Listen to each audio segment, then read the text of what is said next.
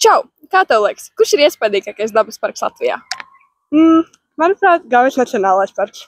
Gaujas Nacionālais parks. Gaujas Nacionālais parks. Gaujas Nacionālais parks. Gaujas Nacionālais parks. Gaujas Nacionālais parks.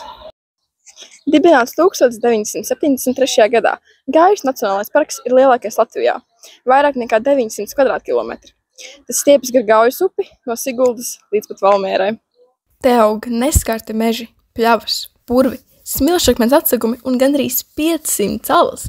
Te vasarā noteikti var paslēpties no odiem, bet jācer, ka nesatiksi kādu lāci. Parka VIP iemītnieki ir lūsis, melnais stārķis, ūdele un lielais dumpis. Un tas nav dibens.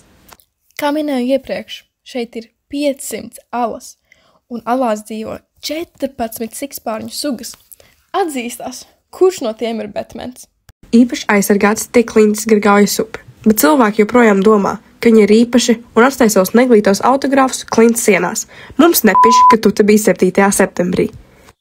Bet kāpēc tas ir svarīgi? Kāpēc mēs aizsargājam ainavas un augus? Redzi, katra dzīva būtne, pat tas mazākais kukainīts, ir daļa no lielas sistēmas. Kad pazūd viena suga, izkustas viss līdzsvars. Tāpēc parku sargā dabas aizsardzības pārvalde, zinātnieki, vietējās pašvaldības un arī mēs visi. Lai aizsargātu apdraudētas sugas, gan dzīvniekus, gan augus, parkā ir noteiktas dabas lieguma zonas, kur cilvēku darbība ir stingri ierobežota vai pilnībā aizliegta. Tur nav iztaigā savu taku un uztais pikniku režīmu. Tur ir nāc ar cieņu vai nenāc vispār. Bet kāda ir šī parka ietekme uz sabiedrību? Parks kalpo kā dzīva mācību vide skolām, studentiem un turistiem. Parkā notiek arī dažādas vides izglītības programmas.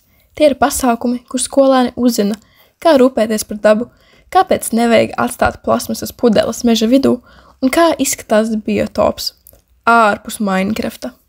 Gaujas Nacionālais parks piesaista vairāk nekā 1 miljonu apmeklētāju gadā. Parks aptver daudzas kultūra vēsturiskas vietas.